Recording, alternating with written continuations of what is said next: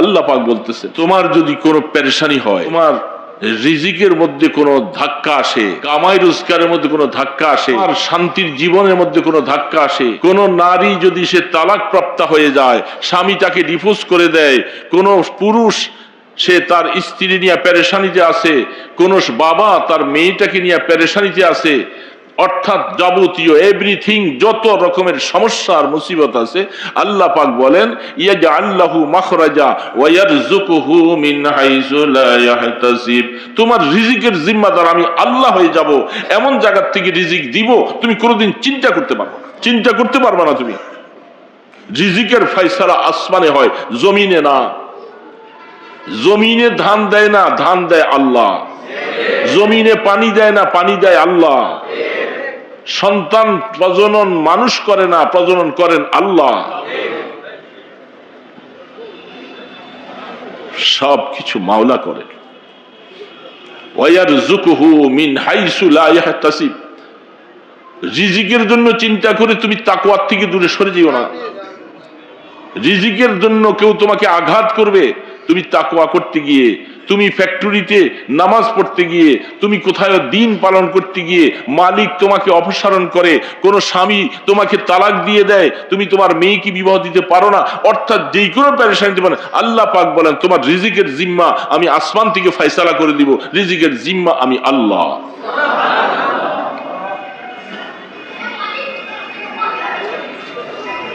আল্লাহ পাকের এই কথার থেকে আর এত বড় কথা কে বলতে পারে? ওয়ায়ারযুকুহু মিন হাইসু লা ইয়াহতাসিব। না খেয়ে তোমাকে রাখবো না আমি, তোমাকে অসম্মান করব না, আমি আল্লাহ তোমাকে সম্মানের সাথে তোমার রিজিকের ব্যবস্থা করব। আয়াতটা সূরা তালাকের মধ্যে আসছেন, এই জন্য তার মুনাসেবাত হলো তালাক প্রাপ্তা নিয়ে পেরেশান হইও না। তোমার উপরে যদি জুলুম করে, তোমাকে যদি আপোষে তোমাকে ডিভোর্স করে তালাক দেয়, পেরেশানি নাই, তুমি মুতাওয়াজ্জিহ হও আল্লাহর দিকে, তুমি আল্লাহকে স্মরণ করো, তাকওয়া অর্জন করো, তোমার জন্য উপযুক্ত স্বামীর ব্যবস্থা আমি আল্লাহ করব, আল্লাহ করব। বাবা তোমার মেয়ে নিয়ে টেনশন করতেছো, মা তুমি টেনশন করতেছো না, নো টেনশন, তুমি কোনো টেনশন করো না, যেহেতু তোমার স্ত্রীকে, তোমার মেয়েটাকে তুমি নিজে বাবা, তুমি মা, তুমি তাকওয়া অর্জন করো, মেয়ের জিম্মাদার ব্যবস্থা আমি আল্লাহ করব। স্বামী তোমাকে এই মেয়েটা ডিভোর্স করে চলে গেছে, তোমাকে তালাক দিয়ে চলে গেছে, তুমি চোখের পানি ছেড়ে কাঁদতেছো, তোমার সাথে তার সম্পর্ক খারাপ, এই পুরুষ, এই স্বামী তুমি টেনশন করো না, তাকওয়া অর্জন করো, সুন্দর উপযুক্ত স্ত্রী তোমার জন্য আমি আল্লাহ ব্যবস্থা করব।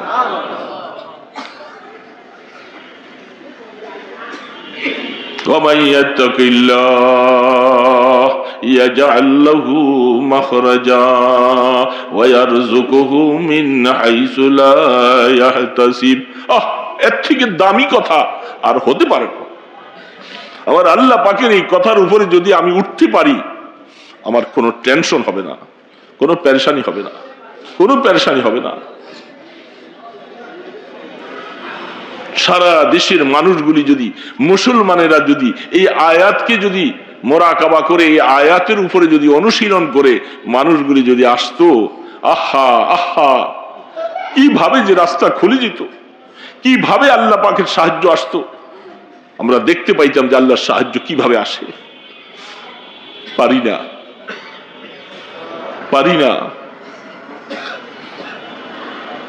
এই যে নিজ হাদিস শরীফের মধ্যে রাসূল করিম সাল্লাল্লাহু আলাইহি সাল্লাম ইরশাদ ফরমান, কিয়ামতের ময়দানে আমি ৭০,০০০ মানুষকে বিনা হিসাবে জান্নাতে পাঠাই দিই। তাদের ৪টা গুণ কথা বলছেন, যে ৪টা গুণ যারা অবলম্বন করবে তারা বিনা হিসাবে জান্নাতে যাবে। সেই গুণগুলি সংক্ষেপে বলছি। গুণগুলি আয়ামে জাহিলিয়াতে, অন্ধকার যুগে, নবী আলাইহিস সালাতু ওয়াস সালাম আসার আগে, এমনকি আল্লাহ রসুলের ৪০ বছরের জীবনী নবুয়ত প্রকাশ হওয়ার আগে ওই সমস্ত দেশে ওই সমস্ত মানুষ, তারা কোনো মানুষ অসুস্থ হলে লোহা আগুনে পুড়ে ওই শরীরে, মানুষটার শরীরে দাগ দিত, লোহা পুড়ে পুড়ে দাগ দিত। আর তাদের আকীদা বিশ্বাস হলো এই রোগীর যতই কষ্ট হোক না কেন, এই লোহা পুড়ে দাগ দিলে সে ভালো হয়ে যাবে, সে সুস্থ হয়ে যাবে। আয়ামে জাহিলিয়াতের অভ্যাস, তাদের আকীদা চলে আসলো। ওই বেচারা অসুস্থ মানুষ এমনি সে মরে যায়, আরো তার শরীরে লোহা দিয়া পুড়ে পুড়ে দাগ দেওয়া হয়, সবাই জোর করে ধরে তাকে দাগ দেওয়া হয়। একটা আয়ামে জাহিলিয়াতের এই কাজ। আল্লাহর হাবিব নবুয়ত প্রাপ্তি, নবুয়ত প্রকাশের পরে তিনি এসে বললেন, যারা এইভাবে কোন মানুষকে শিফা দেওয়ার জন্য দাগ দেওয়ার সিস্টেম থেকে যারা ফিরে আসবে, যারা আল্লাহর উপরে পুরা শিফার জিম্মাদার আল্লাহকে বানিয়ে দেয় এবং আল্লাহ পাকের দিকে মোতাওয়াজ্জহ হয়, এই ধরনের আকীদা অর্জন করনেওয়ালা, তারা এই 4টা নম্বরের 1 নম্বর, তাদেরকে আল্লাহ সুবহানাহু ওয়া তাআলা তিনি বলে দিচ্ছেন, তোমরা কিয়ামতের ময়দানে বিনা হিসাবে জান্নাতে যাইবা। 2 নম্বর, যারা রাস্তায় ঘাটে চলাফেরায়, ঘরে বাহিরে নহুসত বলতে কোন একটা বদপালি, কোনটার কারণে আজকে আমার সফর যাত্রা বন্ধ, আমি একটা খালি ঠিল্লা দেখলাম, একটা বিড়াল আমার সামনে দিয়া দৌড় দিতে গেলে দেখলাম, কোথায় উষ্টা খেয়ে পায়ে ব্যথা পেয়েছিলাম সফর করার অবস্থায়, এখন সে বলতেছে আজকে কোনোভাবে সফর করা যাবে না। এটাকে আমি দেখেছি, এটা বদফালি মনে করতেছি, এটা দেখে দেখে তার সমস্ত যাত্রাগুলি সব বন্ধ করেছে, আল্লাহর উপরে তার তাওয়াক্কুল নাই। এই ধরনের কাজের থেকে যারা নিজকে বাঁচিয়ে রাখবে, নহুসত বলতে কিছু নাই, লা আদওয়া ওয়ালা তিয়ারাতা ওয়ালা হাম্মাতা ফিল ইসলাম, ইসলামের মধ্যে এগুলি কিছুই নাই, সব কিছু নিয়ন্ত্রণ করেন আমার আল্লাহ। এই আকীদা, বিশ্বাস অন্তর নিয়ে এই সমস্ত জিনিস থেকে যারা বাঁচতে পারে, 2 নম্বর গুণ তাদের, আল্লাহ পাক বলেন তোমাকে বিনা হিসাবে জান্নাতে পারে।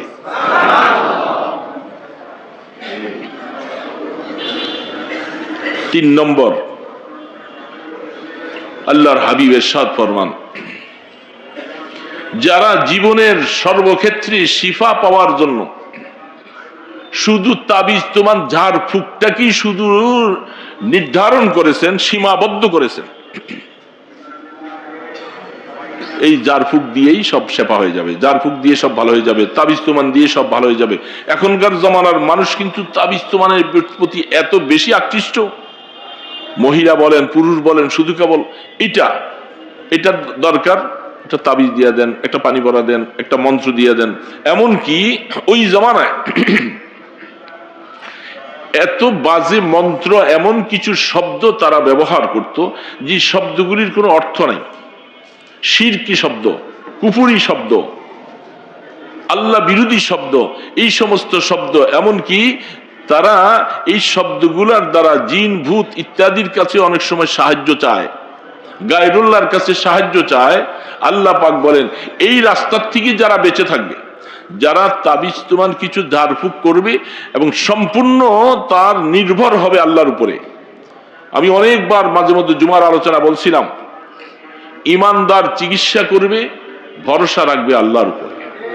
ইমানদার ওষুধ খাবে, ভরসা রাখবে আল্লাহর উপরে। ইমানদার অপারেশন করবে, ভরসা রাখবে আল্লাহর উপরে। সব কিছু নির্ভর করবে আল্লাহ পাকের উপরে। কারণ হাদিস শরীফে পাওয়া যায়, রাসূল করিম সাল্লাল্লাহু আলাইহি সাল্লাম তিনি অনেক সময় ফু দিয়েছেন। এমনকি আল্লাহ রাসূলের ইন্তিকালের সময়, ইন্তিকালের আগ মুহূর্তে মাথা ব্যথা যখন, আম্মা জান আয়েশা সিদ্দিকা রাদিয়াল্লাহু তাআলা আনহা বলেন, আমি সূরা ফাতিহা পড়ে পড়ে, রাসূল যেহেতু অসুস্থ পারেন না, পানির মধ্যে দম করে এবং রাসূলের মোবারক হাতটা পানির মধ্যে লাগাইয়া এটা দিয়ে আমি মাথা মুছছি। এমনকি আল্লাহ রাসূলের সাহাবীদের মধ্যে ঘটনা পাওয়া যায়, সূরা ফাতিহা পড়ে ফু দিয়ে দিয়া পাগল ভালো হয়ে যায়। অর্থাৎ এই কাজগুলি যারা করেছে এবং যারা এটার উপকার পায় তাদের ইয়াকিন শুধু এটার উপরে না, ইয়াকিন হলো আল্লাহর উপরে। আল্লাহ হুকুম করলে এই সূরা ফাতিহা কাজ করবে, আল্লাহ পাক হুকুম করলে ঔষধ কাজ করবে, আল্লাহ পাক হুকুম করলে আমার এটা এই তাবিজটা উপকার হবে, নতুবা এটার কোনো ক্ষমতা নাই, সমস্ত ক্ষমতা একমাত্র আমার আল্লাহ।